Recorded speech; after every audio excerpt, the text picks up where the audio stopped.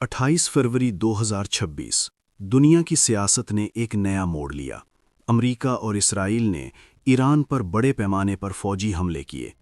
Iran के supreme leader Ali खामेनाई के बारे में सरकारी तौर पर ऐलान किया गया कि वो इस वाक़े के बाद अवामी मंजरनामे में मौजूद नहीं रहे। ईरान का जौहरी प्रोग्राम निशाना बना और खलीज फारिस का पूरा खित्ता एक बार फिर जंग की आग में आ गया। लेकिन ये कहानी सिर्फ एक दिन की नहीं है। ये 7 दिहाइयों की दुश्मनी, नाकाम सिफारतकारी और एटमी खतरे की वो कहानी है जिसे समझे बगैर आज की सूरत हाल को समझना मुमकिन नहीं। आज हम वो तमाम अहम हक़ाइक़ आपके सामने रखेंगे जो इस पेचीदा तनाज़े को समझने के लिए ज़रूरी हैं। ईरान और अमेरिका के ताल्लुकात हमेशा से ऐसे नहीं थे। 1953 से पहले ईरान एक आज़ाद जमहूरी रास्ते पर चल रहा था। उस वक्त के मुंतखब वज़ीर आज़म मोहम्मद मुसद्दिक़ ईरान के तेल को कौमी मलकियत बनाना चाहते थे। लेकिन 1953 में CIA और बरतानवी इंटेलिजेंस ने मिलकर एक खुफिया ऑपरेशन चलाया। मुसद्दिक़ की हुकूमत को गिराया गया और शाह ईरान को इक़्तिदार में वापस लाया गया। यही वो लम्हा था जब ईरानी अवाम के दिलों में अमेरिका के खिलाफ एक गहरा बीज बोया गया। 1979 में ईरान में इनकलाब आया।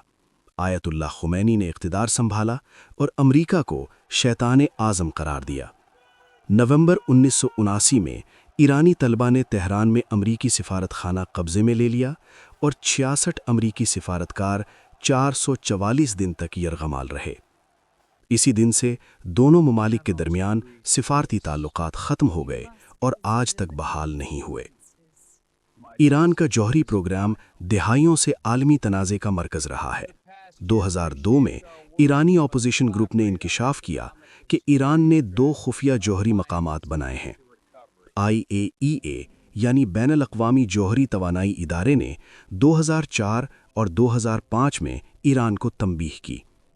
2015 में ओबामा इंतज़ामिया ने एक तारीख़ी मुआहदा किया जिसे JCPOA कहा जाता है, जिसके तहत ईरान ने यूरेनियम अफजूदगी महदूद करने का वादा किया और बदले में पाबंदियां नरम हुईं।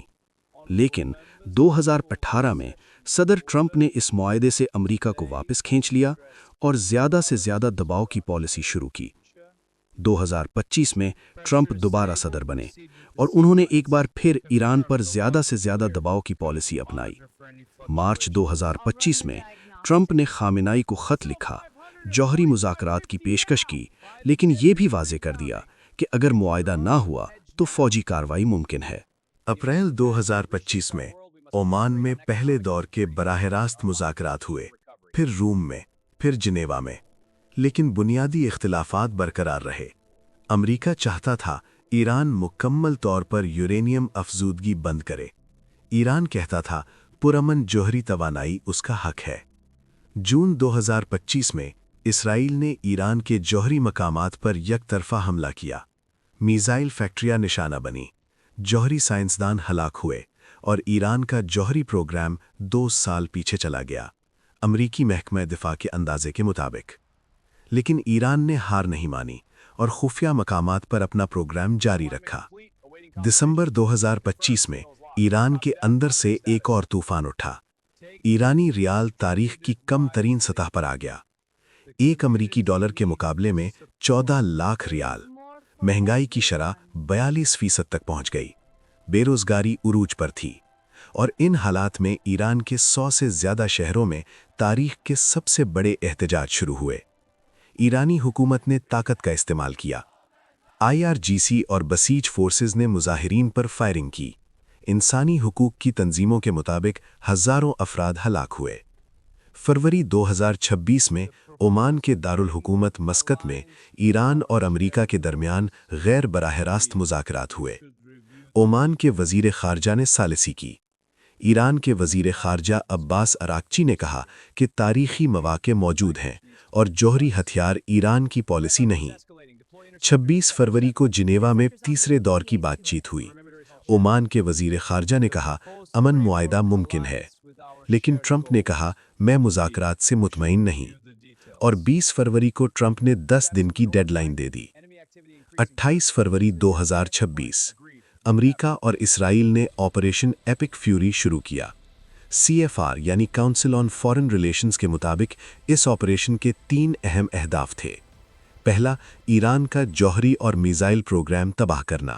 دوسرا، ایران کی بحری کی صلاحیت ختم کرنا۔ تیسرا، ایران میں حکومتی تبدیلی کی راہ ہموار کرنا۔ اگلے دن 1 مارچ کو ایران کے سپریم لیڈر علی خامنئی کے بارے میں سرکاری طور پر اعلان کیا گیا کہ وہ اس واقعے کے بعد عوامی منظرنامے میں موجود نہیں رہے۔ 40 دن کا سوگ کا اعلان ہوا۔ ایران نے فوری جوابی کارروائی کی۔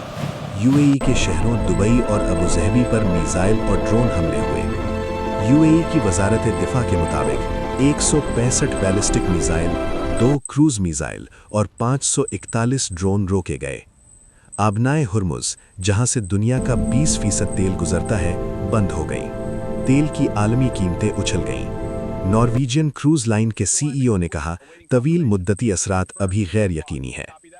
ترکی نے غیر جانبدار موقف اختیار کیا اور ایران امریکہ جنگ بندی کے لیے سفارتی کوششیں شروع کیں۔ قطر اور عمان، جنہوں نے ثالثی کی کوشش کی تھی، انہیں بھی خطرہ محسوس ہوا۔ عرب خلیجی ممالک نے کہا وہ ایران پر حملے میں براہ راست حصہ نہیں لیں گے۔ برطانوی پارلیمان نے بھی اس صورتحال پر تبادلہ خیال کیا۔ European council on foreign relations نے کہا یہ حملے بین الاقوامی قانون کی النگھن ہے۔ اٹلانٹک کاؤنسل کے تجزیہ کاروں کے مطابق پہلا سوال، کیا ایران کے اندر عوام حکومت بدلیں گے؟ ٹرمپ نے ایرانی عوام سے کہا یہ شاید آپ کا واحد موقع ہے، لیکن تاریخ گواہ ہے باہر سے مسلط کی گئی حکومتی تبدیلی شاذ و نادر ہی کامیاب ہوتی ہے۔ دوسرا سوال، حزب اللہ کا رد عمل کیا ہوگا؟ ماہرین کہتے ہیں اسرائیل کے پچھلے حملوں نے حزب اللہ کو بہت کمزور کر دیا ہے، اس لیے بڑے رد عمل کا امکان پہلے سے کم ہے۔ تیسرا سوال، ایران کا جوہری پروگرام مکمل طور پر ختم ہوا یا نہیں؟ IAEA کے مطابق اصفہان کے زیر زمین مقام پر یورینیم ابھی بھی موجود ہے اور وہ مقام اب تک محفوظ ہے۔ پیارے ناظرین، یہ کہانی ایک دن کی نہیں، 7 دہائیوں کی ہے۔ 1953 کی CIA مداخلت، 1979 کا انقلاب، 2003 سے جوہری تنازع، 2015 کا JCPOA معاہدہ، 2018 میں اس کی ناکامی، 2025 میں ناکام مذاکرات اور 2026 کی فوجی کارروائی۔ ہر مرحلے پر سفارت کی ایک نئی کوشش ہوئی اور ہر بار اعتماد کا فقدان اسے ناکام بناتا رہا۔ آج دنیا کے سامنے 3 بڑے سوال ہیں۔ ایران کا جوہری پروگرام واقعی ختم ہوا یا نہیں؟ خطے میں استحکام کب واپس آئے گا؟ اور کیا مستقبل میں سفارت کا راستہ پھر کھل سکتا ہے؟ ان سوالوں کے جواب آنے والے ہفتوں اور مہینوں میں سامنے آئیں گے۔ اگر آپ چاہتے ہیں کہ ہم اس صورتحال کی ہر اہم تازہ اپڈیٹ آپ تک پہنچاتے رہیں تو چینل کو سبسکرائب کریں اور ویڈیو لائک کریں۔ اللہ حافظ۔